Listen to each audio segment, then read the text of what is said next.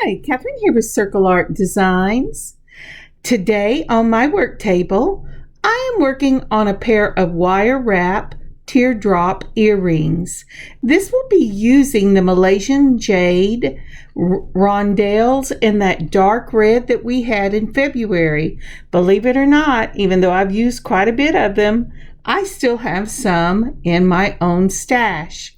So we will be using those along with other things from my own stash to make these beautiful teardrop wire wrap earrings. So let's turn our eyes to my work table.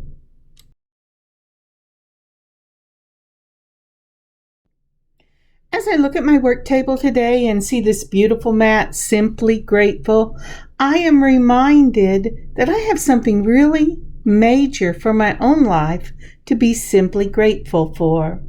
I have some issues medically that causes me, at least for the last couple of years, not to be able to sleep very well. I usually get a partial night's sleep every 3 out of 7 days, sometimes 4. But the Lord has really blessed me this week with a deep, relaxing sleep every night of this week. And I am praising God for that, and I am taking that as a health victory given by His hand. Sometimes we have to look for the little victories in our lives that are so easily to forget, but I tell you, I've had so much energy this week, and I'm really feeling good. So how about you? What little victory in your life might you be overlooking? What are you simply grateful for today? All right, let's go ahead and put down our blue mat. I'll take a picture and we'll talk about what our supplies are. Now, as I said at the beginning of the video, this will all be from my stash, even though we are using the Malaysian Jade from the February Bargain Bead Box. I've had some left over. And the wonderful thing about the Bargain Bead Box, at least for me, I buy this subscription every month. I use some of it for my videos and for jewelry for my shop. And then I put it in my stash, and it's always new and amazing when I open up my stash box and see all these beautiful beads again. And so that's what I'm doing today. Starting at the far left, these are some beautiful fuchsia seed beads in a size 11-0. I picked these up for a specific project at the little shop in our area called Wild Beads.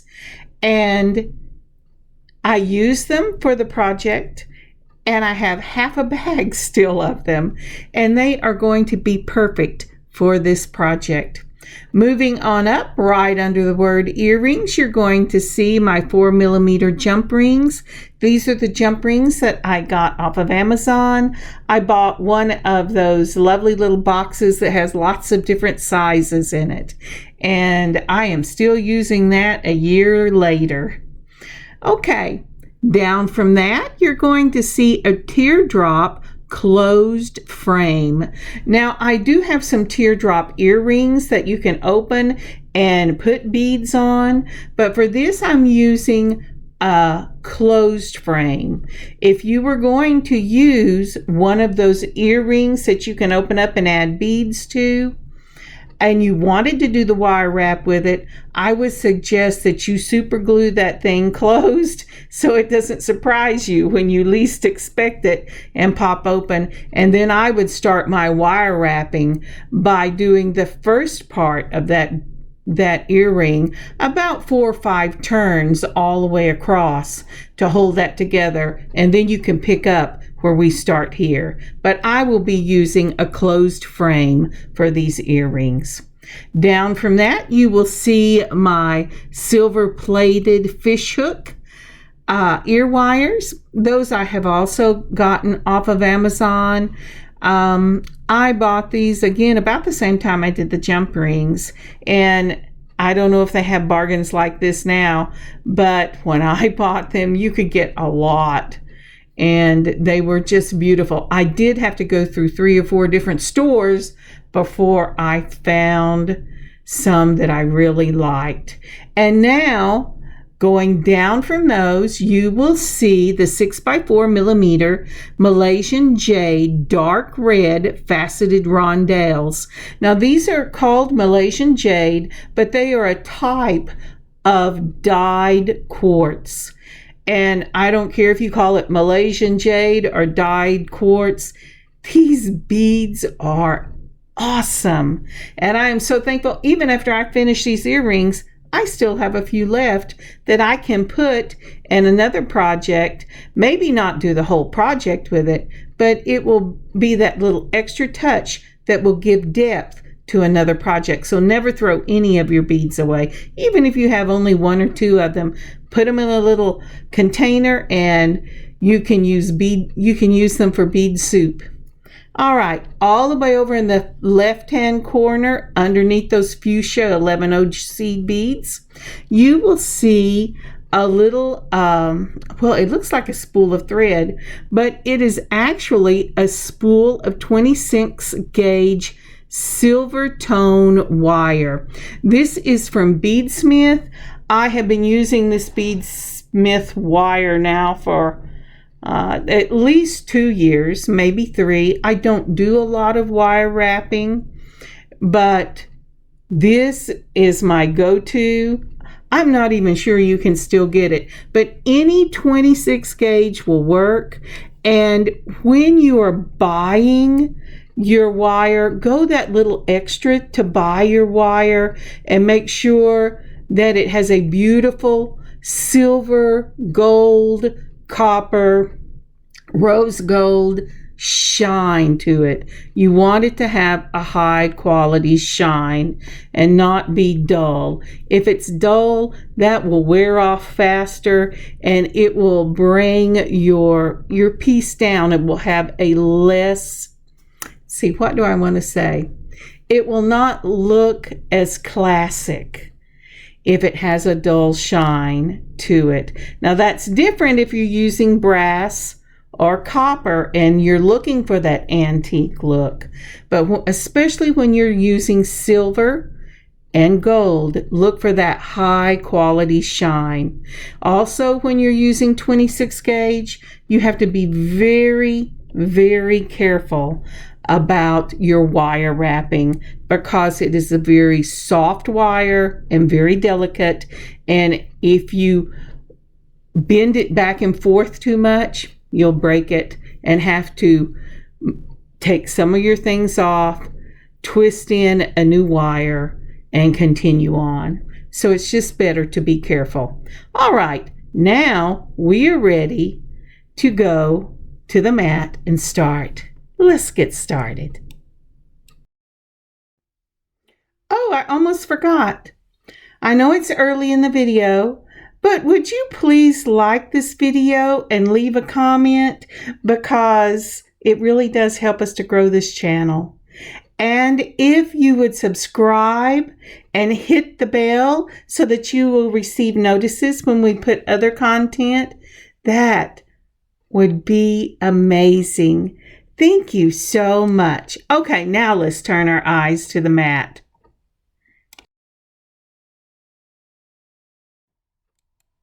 So as I said, this is a Beadsmith wire. It's a 26 gauge, and it is, although you can't tell it from the name, it is called Shiny Silver. It has a beautiful shine to it.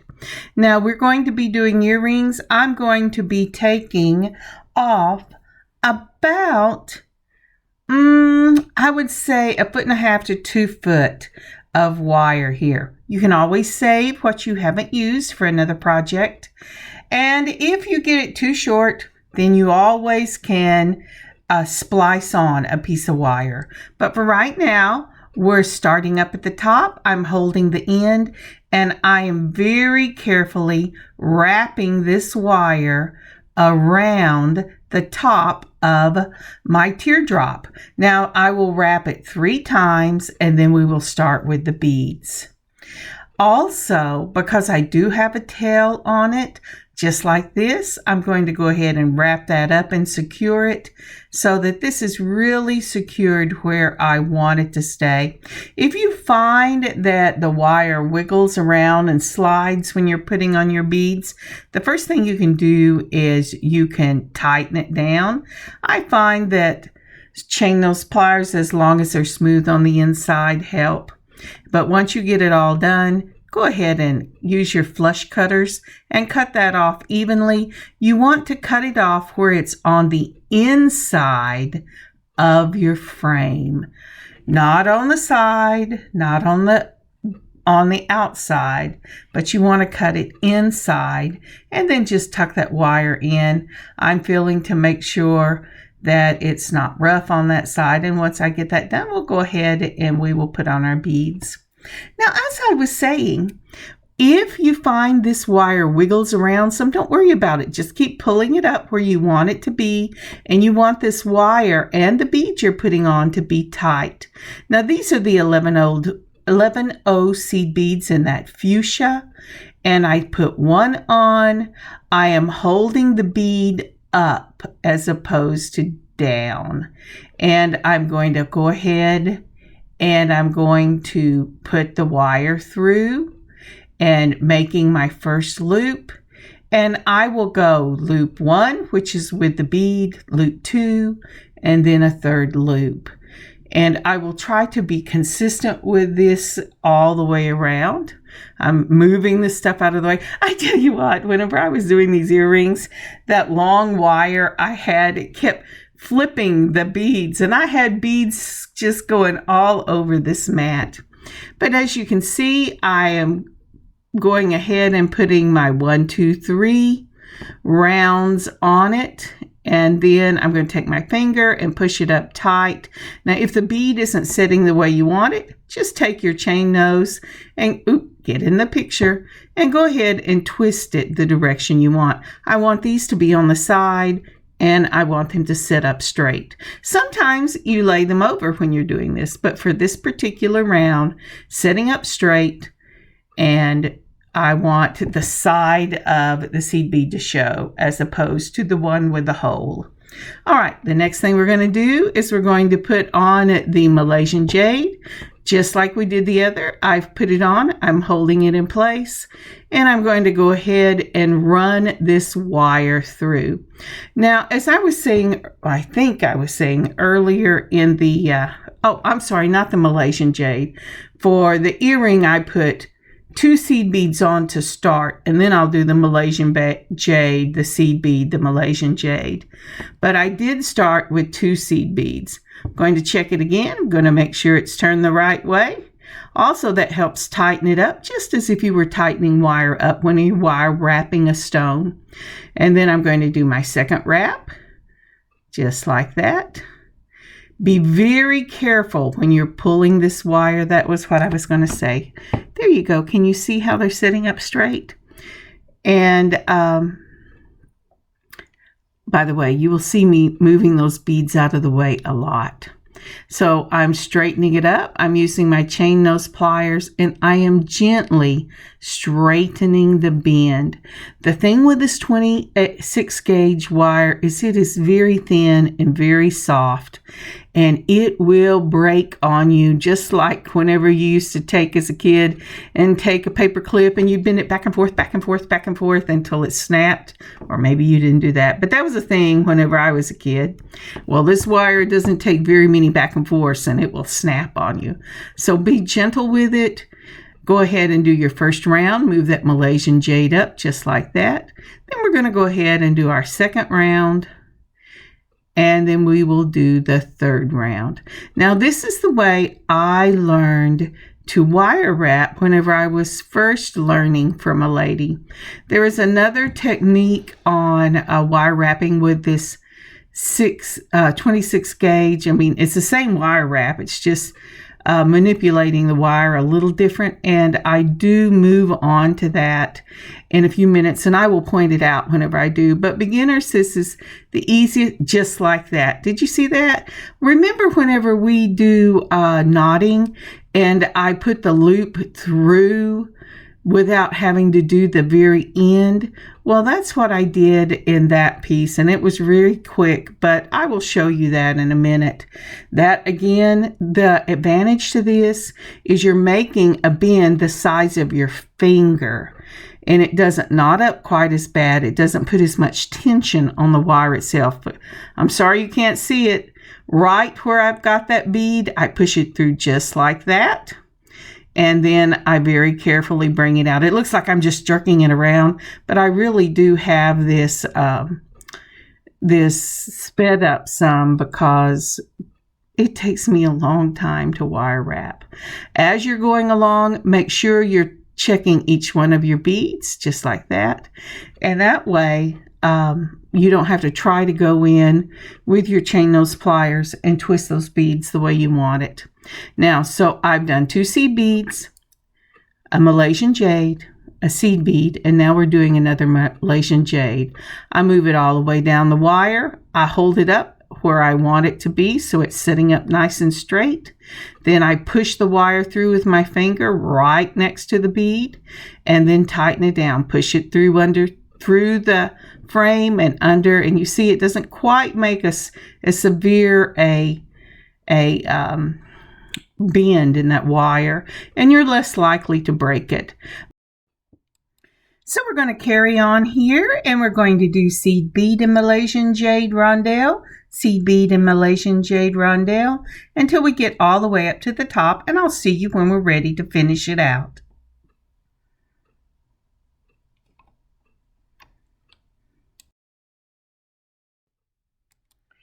And we're back. I have just a little bit of wire left, so I'm having to be very careful and go ahead and put the tail through and hope I don't bend it too much. I finished off with 2 seed beads just like before. I'm right up at the top of the teardrop. I have cut my wire on the inside. I'm filling it to make sure that it's not rough, and there you have it. Now we will be ready. My hands have fallen off again. Now we're going to go ahead and do this earring right here and finish it off. When we get this one finished off, then I'll go ahead off camera and do the second teardrop. So at this point, what you need to do is decide whether you want your earring to hang to the side, where you see the whole earring from the side of your jawline, or whether you want the earring to face forward. If you want it to face forward, you will have to turn the little loop on your hook. But first we're going to go ahead and we're going to make a little bead charm. And I have used the same beads that we've used in this beautiful little teardrop. It's got an 11-0, a rondelle 11-0. This is on 24 gauge head pin. I'm going to take my pliers, my straight nose, and very carefully I'm going to turn a turn down loop on it so that it looks just like that. Remember, as always, you have to have that 24 gauge long enough that you can go ahead and get 2 complete turns at least on that charm. I'm holding the jump ring with 2 pliers, chain nose pliers. I've opened it up, I've put the charm on it, and now we are ready for the next step. Now this next step, what we're going to do is, again, between 2 chain nose pliers, we're going to twist 1 wrist. Then we're going to put on our teardrop, the beaded teardrop. Then we're going to put on our charm, just like that. Isn't that pretty? And I have turned my ear wire so that it will hang to the front. But there's really no right or wrong to this. If you like to have them hang to the side, that is just as lovely. So once I did that, I put on my ear wire, and this one will be finished. And here we go. Isn't that a beautiful wrapped teardrop earring? I think it is just gorgeous. Now, let me turn this off and I'll get the other one done and meet you right back here. And through the magic of video, here we are with the second one. We're going to put the teardrop onto the jump ring. Then we're going to put on our charm, and then we're going to put on our fish hook ear wire. Remember that I have turned the little hoop at the end of that ear wire so that it'll face forward, because that's the way I like earrings to look. So here's the first one, and then here is the second one. I think those are gorgeous. Aren't they beautiful? My daughter came through a little bit ago and she says, "Mom, you can make me a pair of those." I went, okay, I think I have some more of these Malaysian Jade and Dark Red left. So, but these will be going up in the shop. I just love them. I love them. There we go. I'm back in the frame. I have a tendency to forget that, but I think those are so pretty. I will put pictures up at the back, and oh yes, and look at how lovely they look on that creamy white. Isn't that gorgeous? I just love these earrings. Thank you for joining me today on this lovely beading adventure.